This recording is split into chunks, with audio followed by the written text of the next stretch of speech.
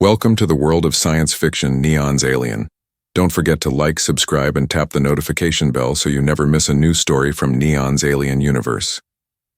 The prison planet of Vorax 9 was not made for second chances. It was made for forgetting. Here, criminals from across the galaxy were dropped and locked away. Forever. No trials, no questions, no escape. Under the red sky, the ground cracked like dry bones. A massive pit near the center held the worst of the worst. No light reached inside. No sound came out. It was called the mouth, because whatever was thrown in never came back. And inside that pit, chained in the dark, was a creature once known as Kale. He had not spoken in weeks. His food came once a day, cold sludge tossed from above. His body was thin now, covered in dust, bruises, and scars. Once, Kale had been strong. Once he had worn honor armor and served in the Karnak Royal Army. Now he wore rusted shackles and waited to die. His crime? He had changed. Not in body, but in mind.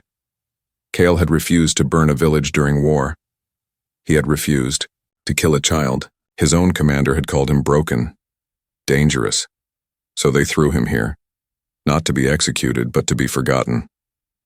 On the morning of the 281st day, something new happened.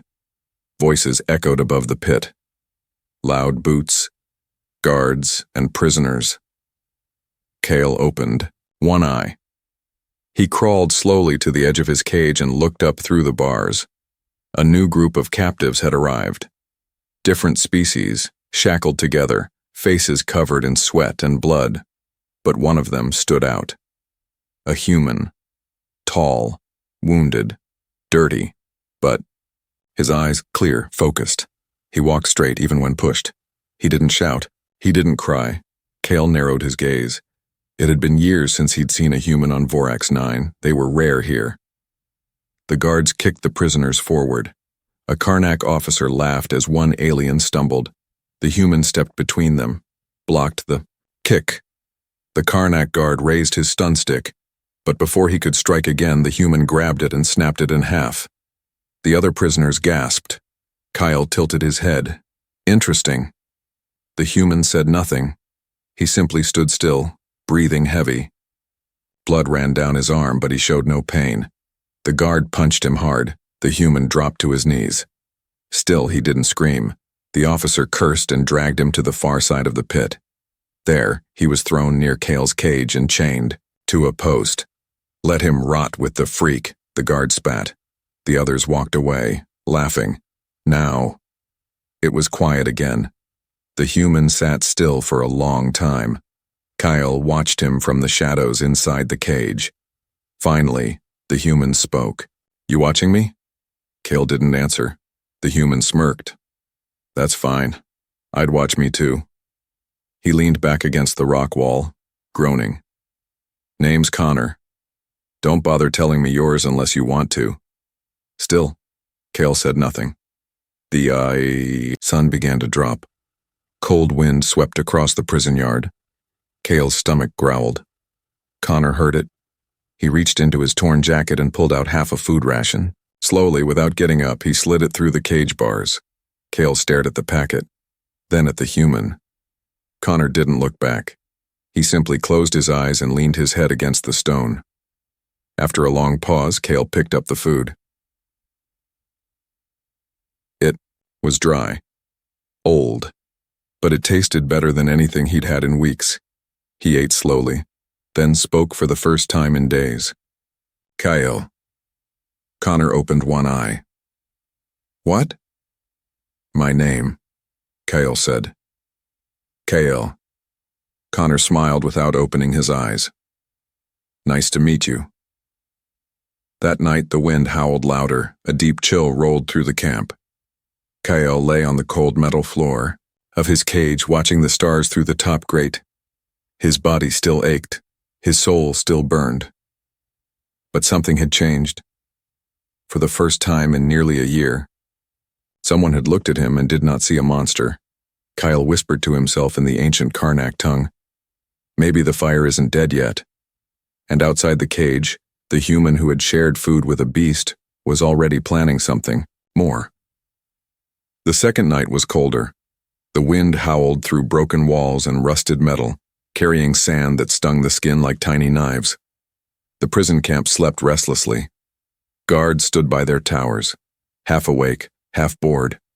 Prisoners curled into themselves, trying to forget they were still alive. Inside the cage, Cale didn't sleep. Not anymore. He sat in the shadows, staring at the human chained outside his bars. Connor, still there, still quiet, still breathing. Connor had not asked questions. He didn't beg to know why Cale was caged.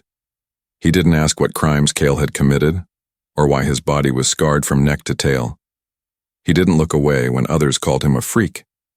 He just sat. And sometimes, he smiled. No one had done that in a long time. In the morning, the guards brought food, the usual gray block of nutrient paste thrown on the ground like trash. Most prisoners crawled to get theirs. Connor didn't move. One guard noticed. Too proud to eat, human? He mocked. Connor didn't answer. The guard kicked dirt at him. Starve then. He turned and walked away. Cale watched quietly. Later, when the sun was high and the shadows long, Connor stood and walked toward the bars again. He looked at Cale. You've been here longer than me? Cale nodded slowly. You know the shift. Patterns? Cale didn't answer. Connor leaned closer. I'm not asking to escape. Not yet. I just want to know when it's safest. To breathe. Cale finally spoke. Night. Just after second watch change, guard switch early. Connor nodded. Thanks. He turned to leave, but Cale called after him. Why did you give me food? Connor shrugged. You looked hungry. That's not a reason. Connor looked back, eyes serious. Maybe not for you, but it is for me. That night, Connor returned to the cage. He brought a small stone and sat with his back against the bars. Cale said nothing. Connor began carving lines into the stone with a piece of rusted metal. Cale finally asked, What are you doing? Counting seconds between tower scans. Cale tilted his head. Why? Because I'm not dying in this pit. Connor looked over his shoulder at Cale. And neither are you. Cale almost laughed, but it sounded more like a growl. You're mad. Maybe, Connor said. But mad people change the world. The next day, something strange happened. A small alien child, a prisoner no older than 8, snuck past a distracted guard. She was thin, pale, eyes wide with fear. She tripped near Connor and dropped something, a piece of wire. The guard noticed and raised his voice. The child froze. Connor stood fast, placed himself between them, and raised his hands. She dropped it, he said calmly. She's just a kid. The guard didn't care. He punched Connor hard, dropping him to the ground. The child screamed. Kyle roared from the cage, shaking the bars. Everyone froze. Guards raised their weapons. But Kyle didn't attack. He just stared, eyes burning with rage. The guard stepped back, shaken. Connor wiped blood from his mouth and gave the child a small nod. Run, she did. Later, Kyle asked, You're ready to die for someone you don't know? Connor leaned on the cage bars and whispered, I'm not afraid of death. I'm afraid of becoming like them. Kyle said nothing, but something in his chest shifted, just a little. That night, Cale reached through the bars and passed Connor something, a tiny metal rod. Old, hidden in the cage floor. What's this? Connor asked. Kyle answered, A lockpick. They never searched my cage after they threw me in. Connor stared at it. You want me to open your cage? Kyle looked him in the eye. No, not yet. Connor smiled. Then why give me this? Kyle said slowly, Because you're the first person who ever gave me food, without asking for anything in return. Far above the prison, a surveillance satellite blinked red. A file updated itself automatically. Subject Nagra 3021, Kyle. Interaction with human Nagra 5742, Connor Reeves, continues to grow. Unusual trust forming. Recommend observation. Potential. Threat high. But no one on the ground knew that yet. All Cale knew was that a human, once a stranger, had sat beside his cage without fear, and that, somehow, meant more than freedom. The sun rose red over the desert prison, but the sky felt colder than usual. The guards were too quiet. The prisoners sensed it.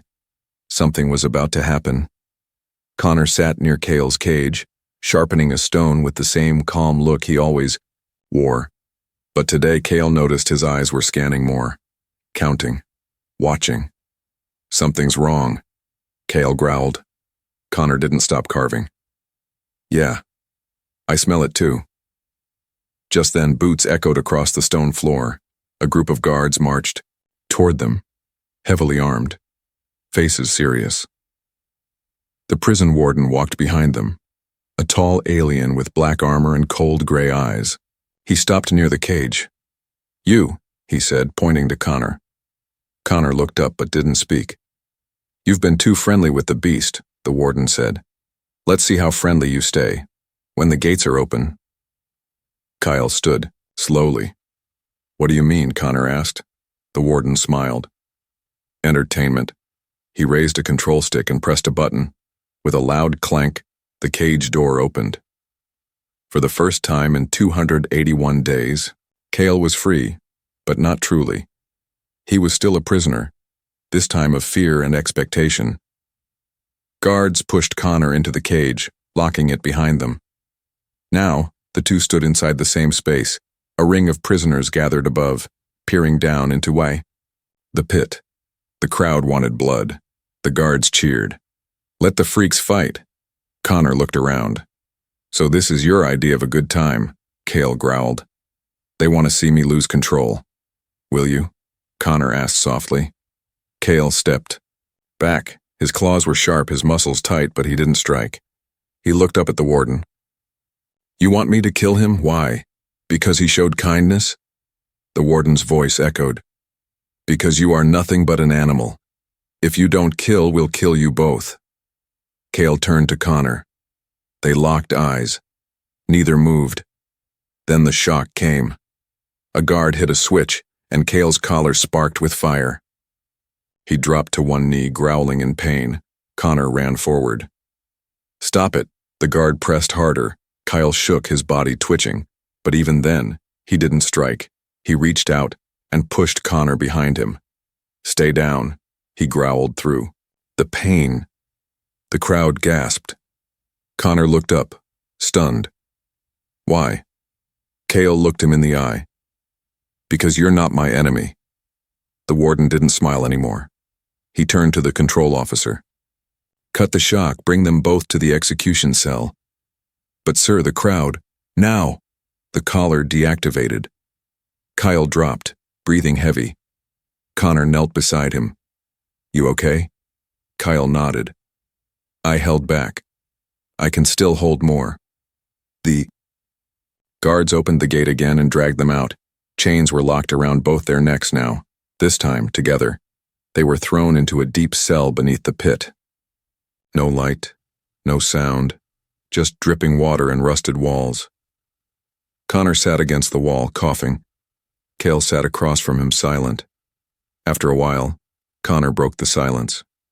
Well, we didn't die. That's something. Cale looked at his claws. I didn't think I could stop myself. But you did, Connor said. Cale raised his eyes. Why didn't you fight me? Connor chuckled. Because if I die, I'd rather it be next to a friend than from a coward's backshot. Cale stared at him, something like warmth flickering behind his yellow eyes. I've fought beside brothers, he said. They followed orders. Killed without thought, none would have done what you did. Connor replied, voice low. Chains don't make brothers, Cale. Choices do. In the silence that followed, Cale pulled something from under his bracer, a small crystal shard. Broken, dull, but shaped like a blade, he handed it to Connor. What's this? A key, Kyle said. Not for the door, but for a place deeper than this prison. Connor tilted his head. What kind of place? Kyle leaned closer. A part of the prison no one speaks of. Where they hide the ones they fear. Where the real power sits. And you want us to go there? Cale nodded. If we don't, we'll die here as animals. Connor grinned. Then let's stop being prisoners. Above them, the prison warden received a message from command. Subject, Cale has resisted all control. Human contact increasing, their bond is growing, recommend separation or termination. The warden looked out at the cell monitors, narrowing his eyes. They will not leave this planet. But deep below the surface, Cale and Connor were already planning how they would. The cell was dark. The walls were damp. The air smelled like rust and old blood. But Cale was wide awake. He scratched quietly at the stone floor with a tiny metal shard he had hidden for months. Each scratch had meaning. Each mark was part of something bigger. Connor sat nearby, watching. You've been carving since we got here, he said. What is it? Cale didn't stop. A map. Connor raised an eyebrow. Of what? Cale paused, looked up and whispered. The prison's hidden path. The part they never guard.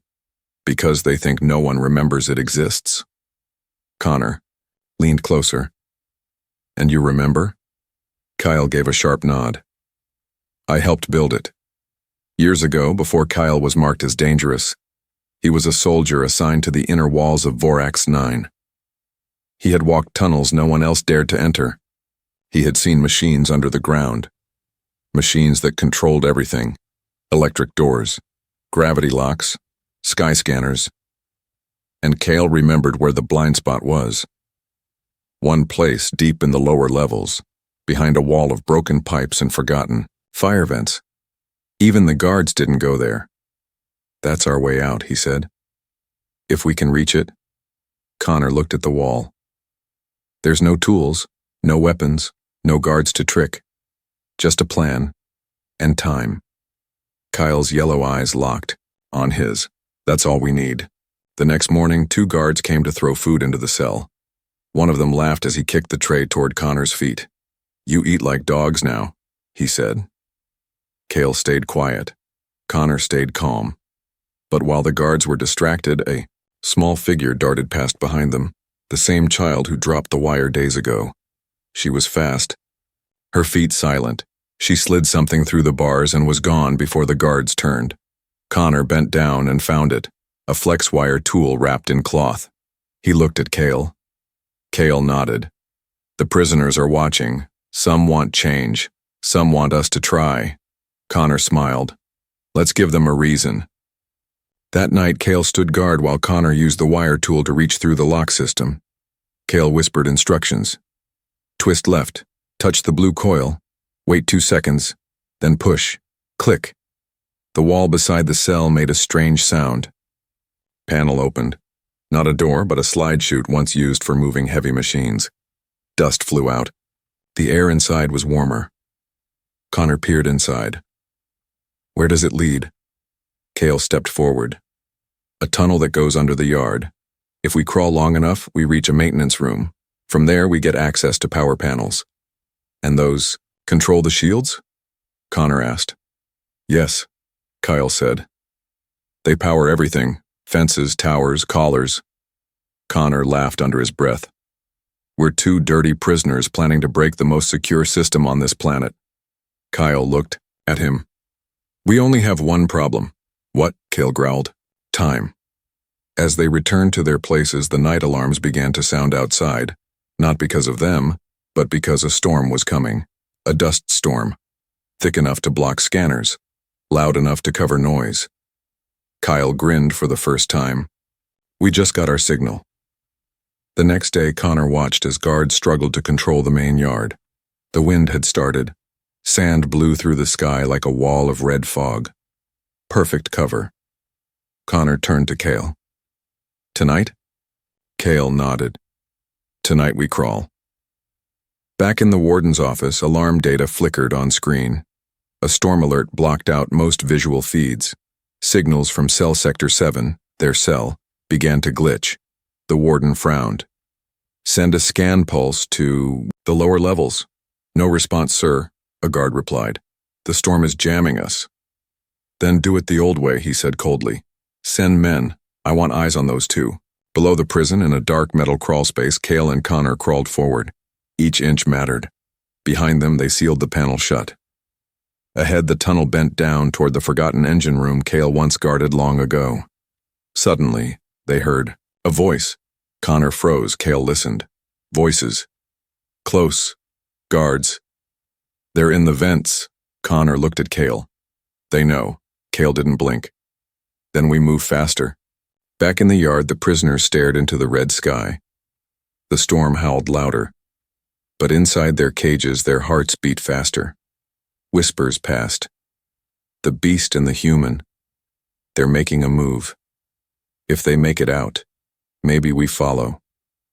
Maybe this place isn't a tomb anymore.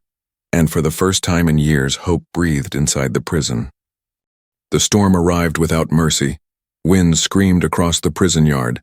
Sand covered the sky, turning it black. The towers blinked red warnings, and searchlights swung wildly in the dust. Guards panicked. Scanners went blind. Comms went silent. Watchdogs barked from inside steel cages. No one noticed two figures crawling beneath the surface. In the dark maintenance tunnel, Connor led the way, a broken flashlight strapped to his wrist. Cale followed close, breathing heavy but steady. They reached a locked panel, thick, old, and rusty. "This leads to the power station?" Connor asked. Cale nodded. "Yes, but we need to be fast." He handed Connor a small spike crystal. "What's this?" "Breaker core. Once in, push it into the grid. It will shut down power." "Everywhere." Connor's eyes widened. "Even the collars?" "Especially the collars." They worked fast. Connor used the flex tool to open the panel. The storm rumbled above like a giant waking up. Then, click. The door slid open with a metallic groan. Kyle stepped inside. It was just like he remembered, wires on the walls, a glowing blue reactor in the center, and one console flickering with life. Suddenly, a voice. "Stop right there." A guard squad had entered from the opposite side. They aimed plasma rifles. Cale roared but didn't charge. Connor held his hands up. "We don't want to fight." The lead guard laughed. "Then you chose the wrong door." One guard fired. The bolt hit Cale in the side. He stumbled but stayed standing. Connor ran to the console. "Cover me!" Cale leaped forward. He didn't slash to kill. He just pushed, hard. Metal crashed. Sparks flew. Connor slammed the spike into the grid. Everything went dark. Outside, every electric light blinked off. Towers lost power. Cells unlocked. Collars deactivated. The prisoners didn't move at first. Then they realized they were free, and then the riot began. Back in the power room, the guards were down, stunned, not dead. Connor grabbed Cale and pulled him toward the back hatch. "Come on, you're bleeding!" Cale grunted. Later. They ran down a side tunnel heading for the open yard, but when they emerged, they didn't find silence. They found chaos. Prisoners fighting guards, guards retreating, fires spreading, sirens, screaming, and above it all, the black sky burning red from the storm's lightning. A prisoner ran up to Cale. "Is it true?" he asked. "You shut it all down?" Cale looked at Connor. Connor looked back, then nodded. The prisoner raised his arms.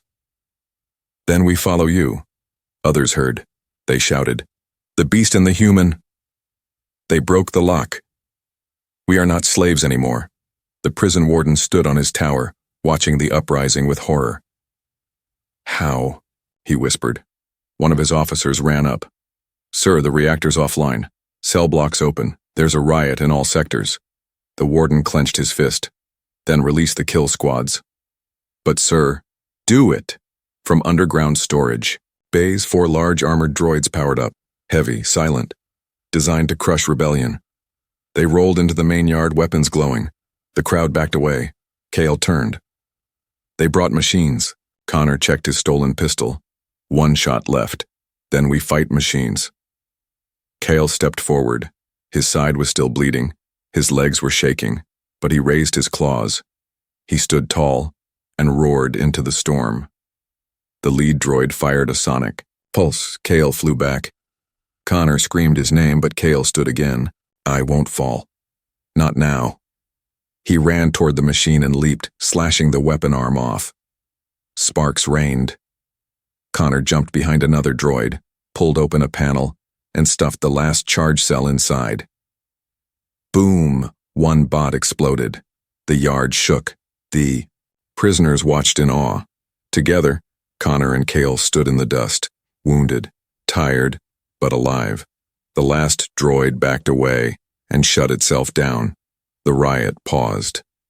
Then, a cheer, a cry from the broken. Freedom! Above them, the storm cleared just enough for stars to peek through. The black sky was still. Cale turned to Connor. We are not done yet. Connor smiled. No, we're just getting started. The battlefield was silent now.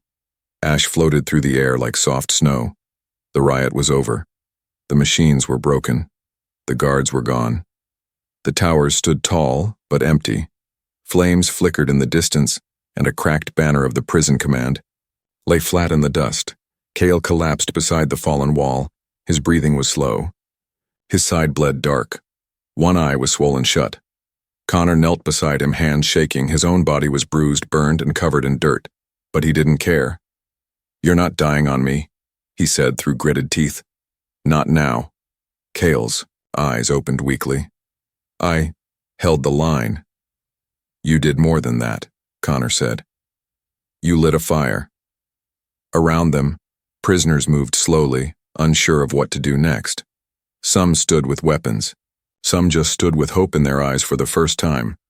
They looked at Cale, not with fear, but with respect. Connor ripped a piece of cloth from his sleeve and pressed it against Cale's wound. Cale winced. Stay still, Connor said. You should run, Cale whispered. Take a ship. Leave this place. Connor looked at him angry. Not without you. I'm too heavy, Cale joked weakly. Connor's eyes watered. So I'll drag you. Don't test me. He stood up and looked around. The storm had passed, but the sky still glowed red. At the edges, we need shelter, he said. One of the former prisoners stepped forward, a tall woman with cybernetic arms and fire-torn armor. I can help, she said. I used to be a med officer before they locked me here. Connor moved aside. Then do it. She knelt beside Cale and began patching him up. He's strong, she said, but he needs rest, a lot of it. Connor looked toward the broken towers. What's left of the control center? The woman nodded. Still standing. Good, Connor said. We're going to use it. 30 minutes later, Connor stood in front of a working comm console. It was old, cracked, but still alive. He pressed a button. A green light blinked.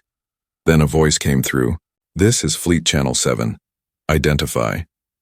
Connor leaned forward. This is Connor Reeves. I'm speaking from Vorax 9. The prison is no longer under command control. The prisoners are free. We need immediate medevac and off-world review. There was silence, then static. Then, say that again, prisoner? Connor looked around at the faces behind him. Aliens, fighters, survivors. I said we're not prisoners anymore. Back in the makeshift clinic, Cale opened his eyes. The woman smiled. You're still alive? Cale grunted. Unfortunately. Connor walked in and dropped beside him. Evac is coming, he said. They'll be here within the hour. Cale looked at him, then around at the others resting on the floor. This isn't over, Cale said. No, Connor agreed. But it's our turn now. Cale's voice dropped. You saved me, Connor, in the cage, in the riot, when no one else would. Connor looked down. You saved me first. Cale reached out, clawed hand shaking, and placed it on Connor's shoulder. You made me more than what they built? Connor smiled sadly.